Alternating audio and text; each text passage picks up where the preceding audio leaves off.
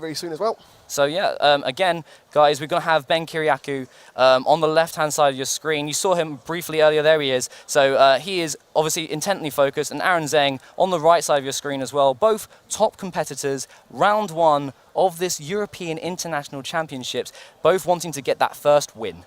Yeah, that very first win is a very, very big one, because obviously that does help your resistance, which means if your resistance is a little bit too low, you may bubble on top cut. But that's not entirely relevant in this tournament, because in this one, if you have 2 or less losses, I think you move on to day 2. Yeah, so for progress from day 1 to day 2, if you have 2 or fewer losses, you will progress, which is a great thing for the players, especially because you know that you are safe if you manage to go through the day without taking more than 2 losses. And also, guys, we are playing best of 3 here, so the options that you have to play around in game 1 to figure out what your opponent is using and then make adjustments for game 2 and 3 is available to you, and that's really, really important. It makes the days a lot more grueling for players because they are playing a lot of matches, especially with the schedule that we've got today. But for us at home, for us behind this desk, we get to watch some really, really great matches and some really high-level play from players who are just trying to test out what their opponent will want to do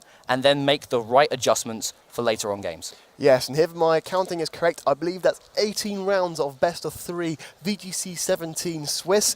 Ooh, yes. Well, 14 rounds of Swiss, and then the 3 elimination matches in top 8. And if you think about it that way, the champion is going to be going through 18 rounds of best of 3 and somehow come on top.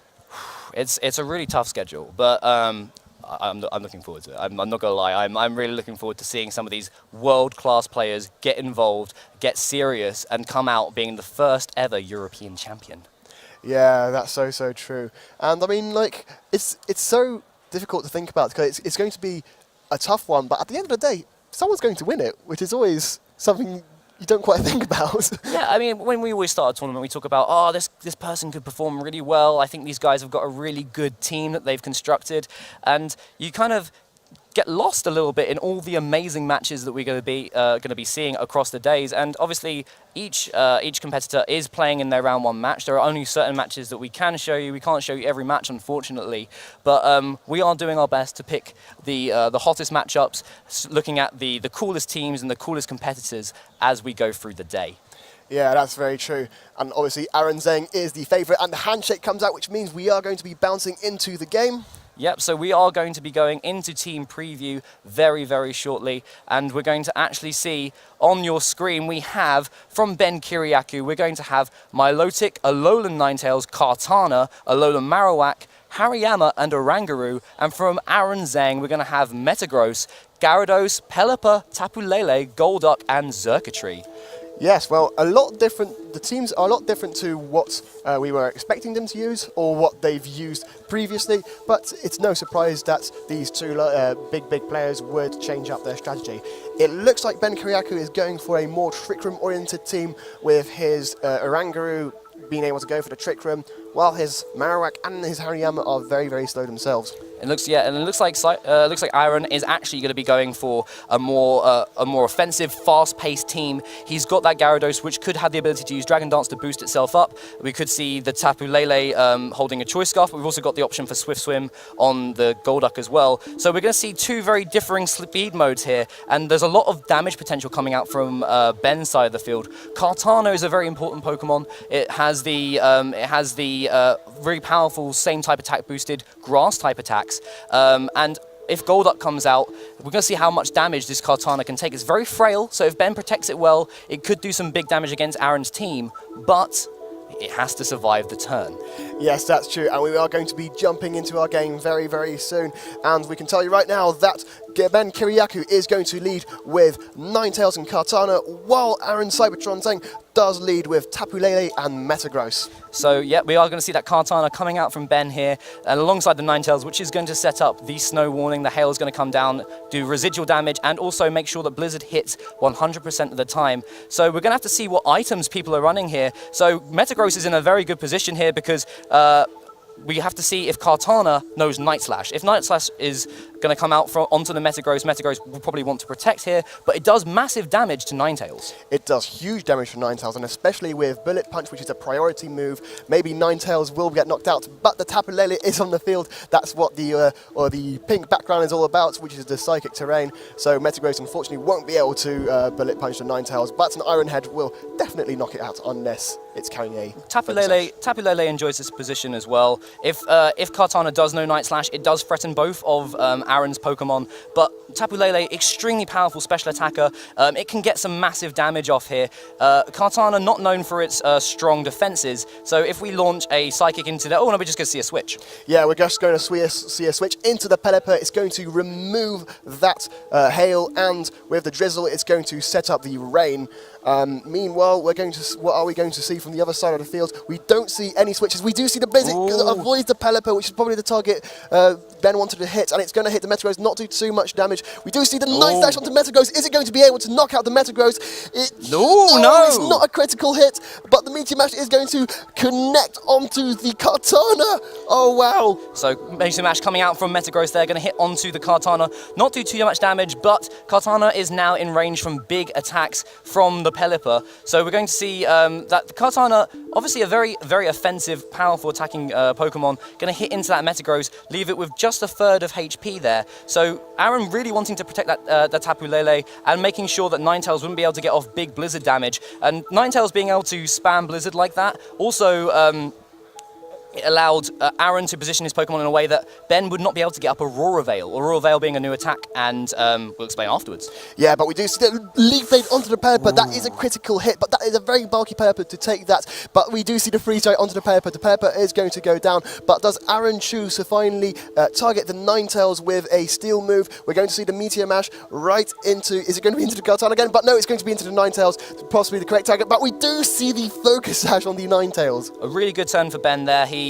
doubled down onto... Oh, there we go. We see the attack coming up for Metagross there. Meteor Mash does have the additional effect of raising your attack every now and then. So a really good turn for Ben there. He really doubled down onto that Pelipper slot. So Leaf Blade getting the critical hit was really important there, but also Freeze Dry is a very important move on Ninetales. And now Xurkitree coming in for Aaron allows him to put a lot of pressure onto Ben's side of the field. Kartana is not a very defensive Pokemon. Xurkitree, extremely strong special attacks. If it is a fast Xurkitree, it could do big damage here, but Ninetales, with its speed tier, will be going first. Will Ben want to try and protect it from any damage and try and save Blizzard, Blizzard or Aurora Veil, which acts as Reflect or Light Screen for later on in the game? Yeah, that's true. I think Ninetales might want to switch out here because obviously it wants to get that hail back up because the Drizzle doesn't benefit Ben in any way at all, apart from maybe not taking a fire move onto the Kartana, but the Kartana is damaged enough so that any move will hit it anyway. But we do see the Ninetales switch out for the Marowak. Do we see a switch from... we don't see a switch, we see a Hidden Power. Let's see what type this Hidden Power is. It's going to hit the Kartana. It's going to not knock it out, so that might be a Hidden Power Ice or something. But we do see the Night Slash going to the Metagross, finally knocking it out. So a little bit of information there. So we saw that Aaron's Xurkitree moved before the Metagross. There goes the Beast Boost. We can see the attack rising for Kartana, which Ben is nodding about there. Extremely powerful Kartana, a big threat on the field. So we saw... that the Hidden Power Ice there came before Kartana's attack, which means that it's more than likely that Xurkitree is holding a Choice Scarf. And it was a nice switch from Ben there, bringing in the Marowak to protect Kartana and Alolan Ninetales from any lightning type attacks and save his Blizzard, save his Hail in the back for later. Tapu Lele coming in here threatens some big damage onto Marowak, but will have to take a Shadow Bone as well. Kartana is now going to switch out for Ben. Yes, Kartana's going to switch out into the Oranguru. The Oranguru is a little bit bulkier than the Kartana at this point, but we do see the Protect from the Marowak. Ben just scouting out what Aaron might want to do. While we do see the Hidden Power again, so that possibly confirms the Choice Scarf into the Oranguru. Does enough damage, just a little bit of damage, but we do see the Z move! Here we go. Here goes the C move from Aaron's side of the field. That is going to be Shattered Psyche, the Psychic type Z move there. So what is he going to be using? So it's going to be a physical attack, so we're not going to see any status move coming out, and look at this animation. Tapu Lele is not messing about here. Going to launch directly into that Alolan Marowak. How much damage will this do? It won't do quite as much because Marowak did Protect, but it does probably bring it into Psychic range. That is a nice amount of damage there. So a good bit of information for Ben for later on in the set. So we know that Tapu Lele is holding that Z crystal. So Oranguru coming in, taking the hidden power ice. Xurkitree cannot use any electric type attacks anyway because of Marowak being on the field. So Aaron wants to try and target that and get rid of it to make sure his Xurkitree is the fastest thing on the field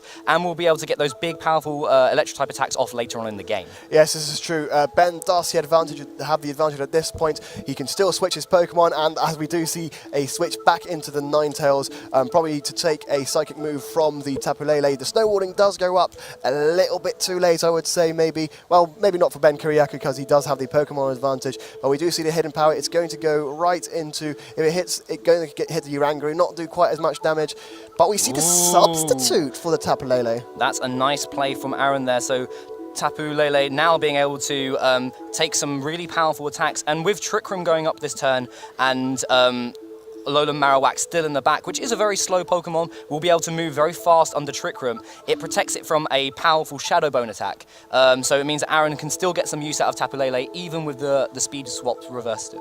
Yeah, but the weirdness does leave the field, so now we're back to our regular old background, but the hail is still up, so we might be seeing some Instruct Blizzards here.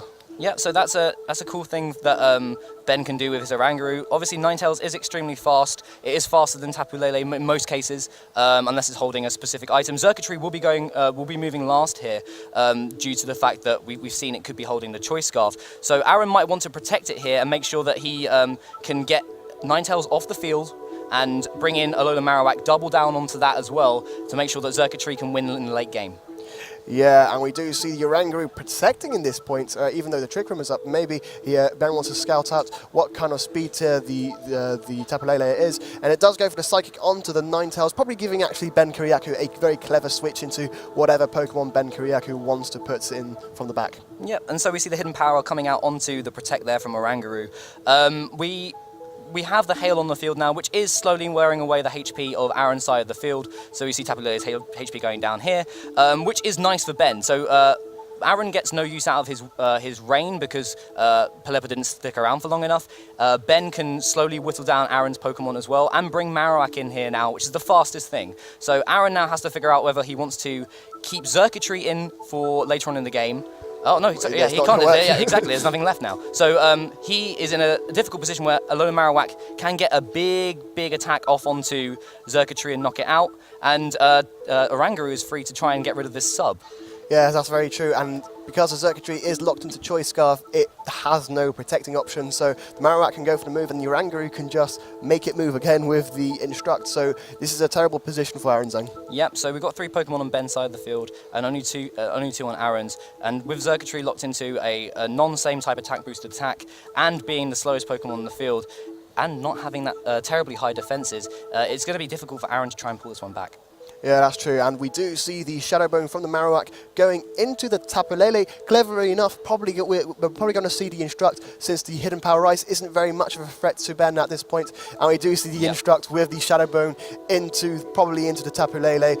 So Ben is probably going to take this game, isn't he? Yeah, so we're going to see the Shadow Bone coming out, and it's going to go onto the same attacking slot that it was previously, so that's how Instruct works. If you attack into one slot, Instruct will make sure you attack into the same slot again. Tapu Lele now will leave the field. Xurkitree is going to launch a hidden power here. We've got to see how much damage this is going to do to Marowak. Doesn't do that much at all. Not very much at all. So Ben has that information for later on in the game, knowing that if Aaron chooses to lock into his hidden power, which probably will be hidden power ice, he will not take that much damage at all. So again, Hail going to whittle him down, and Aaron's got to try and see what information he can get out of the rest of this game. Yeah, that's true. And Ben, I believe Ben is going to be clever enough not to reveal too much, so I wouldn't be surprised to see another Shadow Bone with the Instruct Shadow Bone onto the Xurkitree. But we do see the forfeit from Aaron, as he knows that's exactly what Ben will do.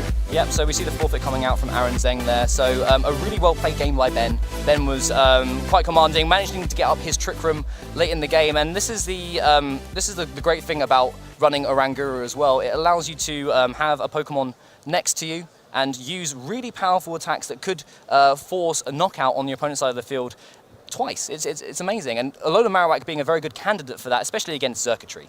Yeah, especially against, now that we've seen that Choice Scarf Xurkitree in the Trick Room.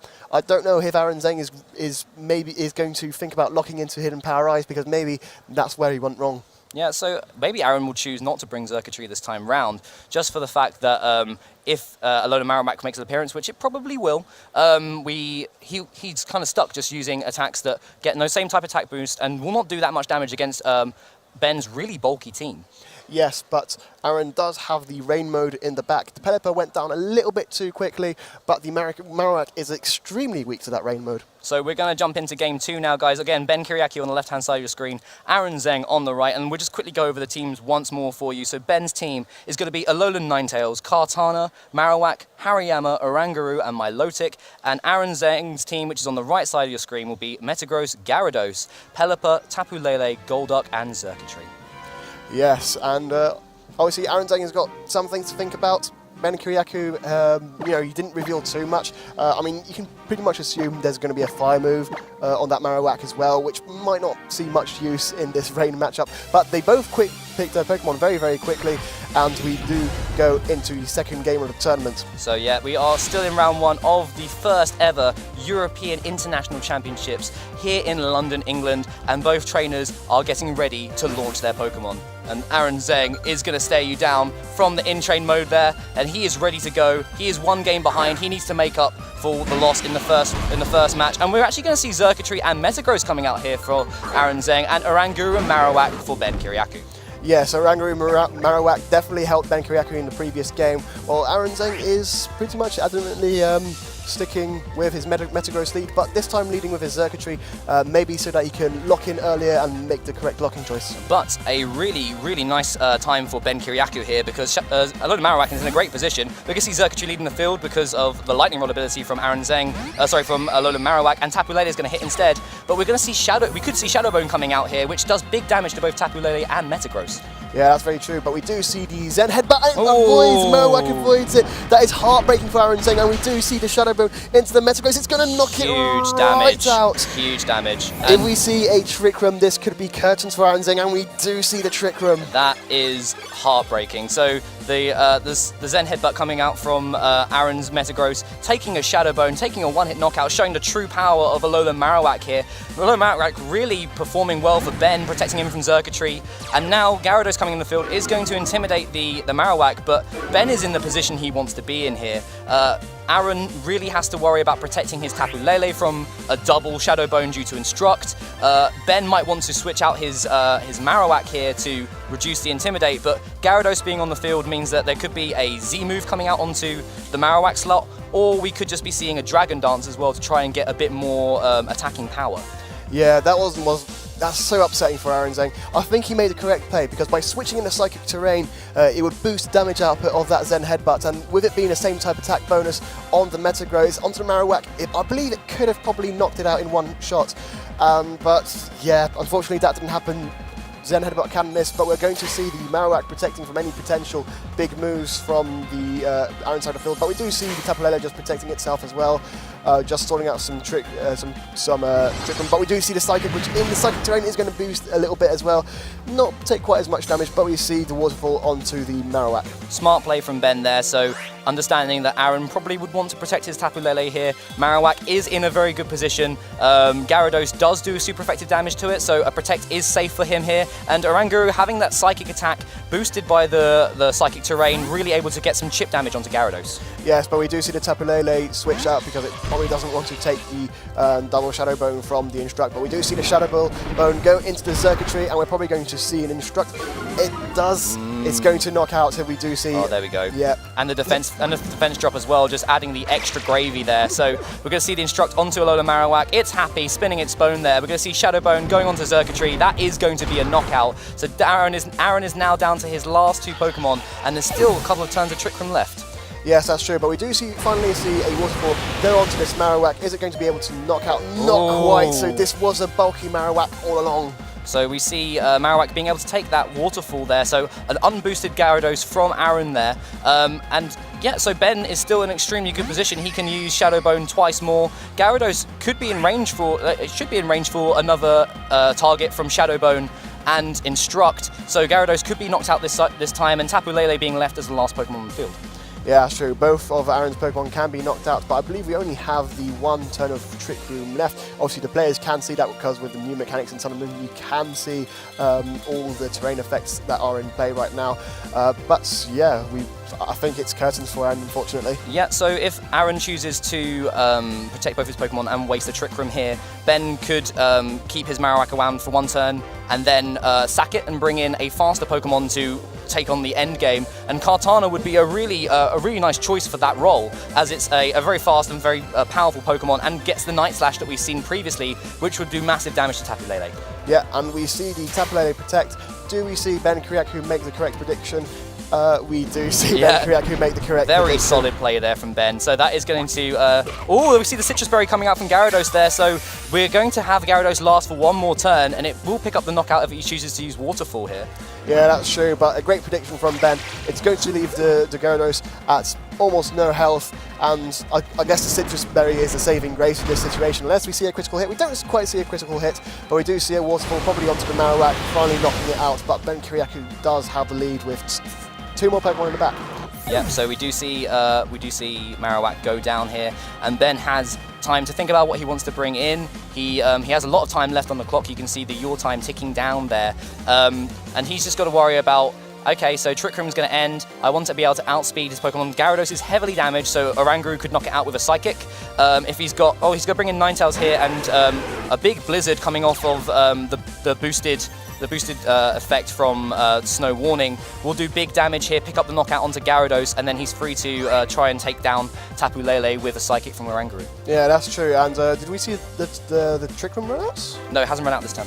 Okay, so the Ninetales is a naturally speedy Pokemon, so maybe the Ninetales is going to want to protect so that it can just Blizzard the next turn. But maybe Aaron Zheng could predict that and go for a tricky Dragon Dance, but Ben kyriakou could prevent that by just targeting the Gyarados with his Orangurus. Yep, and that's the good thing about Oranguru. A lot of people are scared of that Instruct attack, which does allow you to get two massive attacks off with your partner Pokemon. But also Oranguru, when paired with Psychic Terrain, does do significant damage. It's not a slouch when it comes to special attack. Yeah, and we do indeed see the Psychic go into the Gyarados.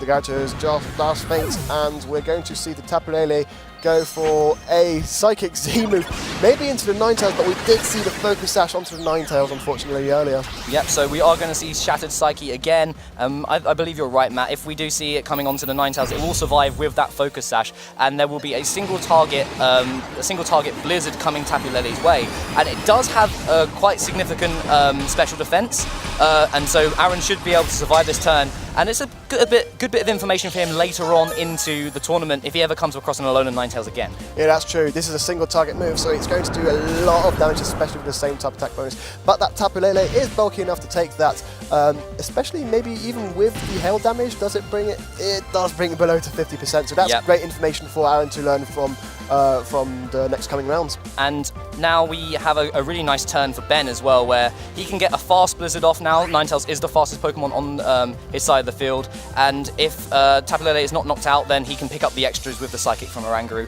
Really well played set by Ben. Yeah, fantastically played by Ben. Aaron Zheng does forfeit the game. Ben takes that game in commanding fashion.